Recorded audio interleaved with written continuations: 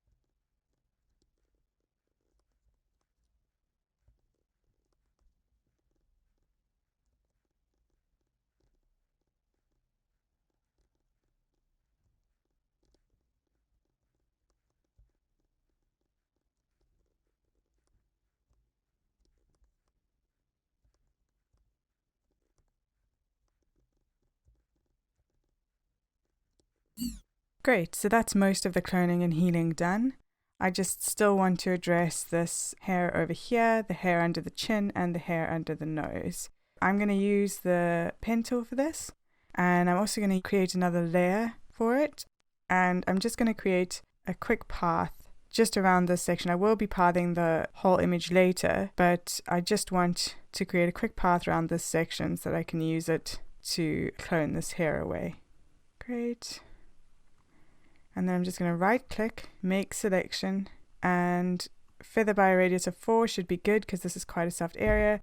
And then if you want to hide your selection, you just press Command H, and that'll allow you to see what's going on a little bit easier. So I'm just going to use a broad brush here, and I'm going to start cloning in. Just with nice broad strokes.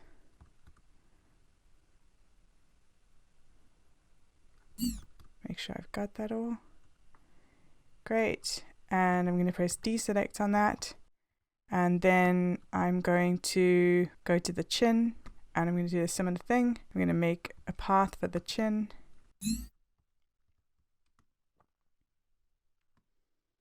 And just finish this off here.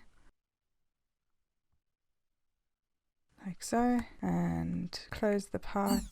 And I'm going to right click, make selection, and this I'm going to feather by 1 pixel. I might actually feather that by another pixel looking at it. So I'm going to go select, modify, feather, and another pixel, and then I'm going to go ahead and just clone this hair away. You don't want the edge to be too sharp, which is why we feathered it by 2 pixels. If it was a sharp edge, it would look unrealistic. Great. I'm going to deselect that.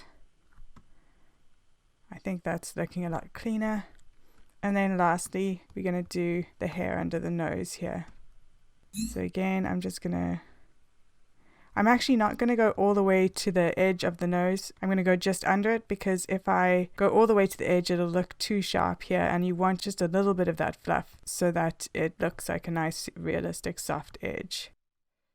Then I'm going to close the path and right click, make selection. The reason why I'm right clicking and making selection as opposed to going to my paths and selecting the path or pressing on the path is because I don't need to save these selections for later, this single usage, so it's going to be fine to just use the path and then discard it. So I'm also going to feather this by 2.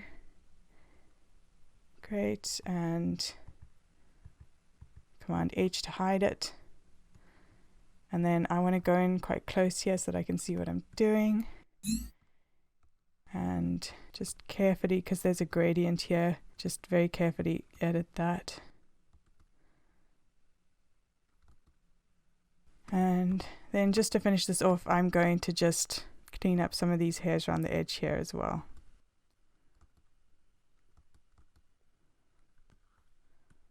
And just on this side as well. Perfect. So there's a couple of things just to notice about your cloning work, and the first is to be careful not to do something that's called stamp and repeat. So say I was getting rid of this dot here, and I used the clone tool, and I used this spot here, and I cloned. So now you can see that there's a repeat in the pattern. And that's like a retouching footprint that you want to be very careful not to have visible. So just always be careful that when you're cloning, not to stamp and repeat. And then other things to be careful of when you're cloning hair, just to follow your hair through to the end that you can follow it through to. So if you can see over here, I've taken the hair and I've followed it all the way through into the hair, as opposed to stopping dead at an edge. I've gone in and removed it all the way through. So that's just something to be aware of when you're cloning it. It makes for very unrealistic retouching if the hair just stops dead at an edge. And that's all the cloning and healing work for now. It's not the end of the pixel work though. So what we're going to still do is, the edge of this eyebrow is a lot more messy than the edge of this eyebrow, and we're going to neaten that up. We're also going to fill in some of the gaps in the eyelashes. So to start off, I'm just going to select this area of the neater edge that we want. and I'm going to copy it by Command Shift and C. Then I'm going to press Command Shift and V and to paste it, and Command T to transform it. I'm going to right click and go flip horizontal, and I'm going to carry it across to this eyebrow here. And I'm just going to start getting it into place. And you've got this warp function here which puts your selection into warp mode, and you can then warp it around so that it fits a bit better, which I'm going to do. And that looks about right. So what I'm going to do now is I'm going to add a mask to that. I'm going to get my brush, and I've got just a couple of presets, and this one is just a normal preset which puts everything to 100, and it's just a nice soft brush. So I'm going to now brush off the edges of this, and obviously it's still not fitting because the color is very different. So what I'm going to now do is I'm going to go to my adjustments, get a curve, and I'm going to clip it by pressing Command and Option. And I'm just going to darken this down slightly so that it fits in a bit better. And I'm going to add some magenta or take out some green from it. And I'm going to take out some blue and add in a bit of yellow there. And I'm just going to fiddle with this curve until I think it's getting closer. And I'm going to Command I that. And I'm going to get my brush, and I'm just going to brush this in. Just gently there. I think maybe that's a bit too dark. If we just adjust it slightly. And I'm going to go back to the mask, and I'm going to take that to 100. And I'm just going to brush out the mask some more. And I'm not going to worry about those edges poking through. I am going to work with them now. I'm just going to adjust this to the best result we can get with this, and then I'll continue to work with it after. So I think that's about right. And I'm going to add another layer, and I'm going to go in, and I'm just going to now heal these areas away.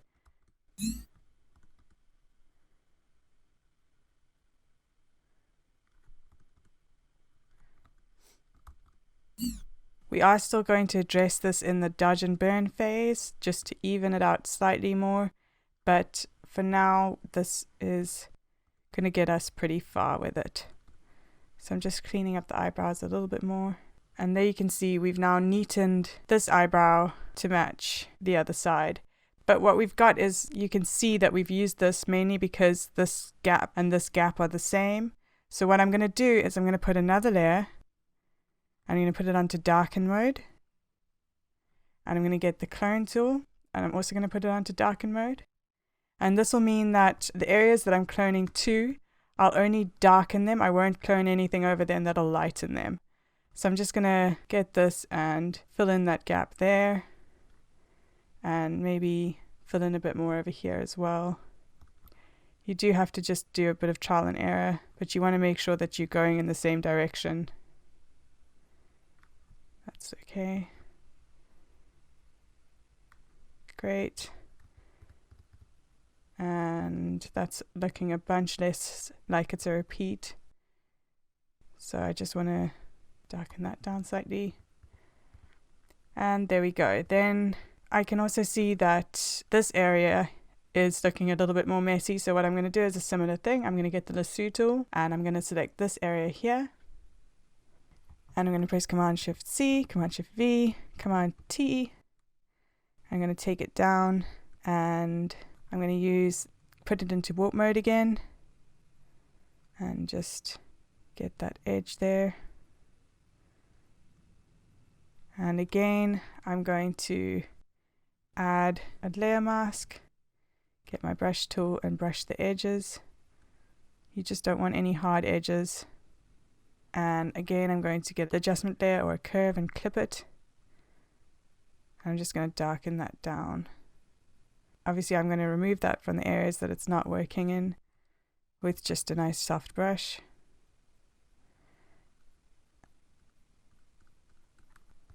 And there you go. So the eyebrows are looking a lot neater. We are still going to even some of that out in the dodge and burn, but for now that's looking a lot better.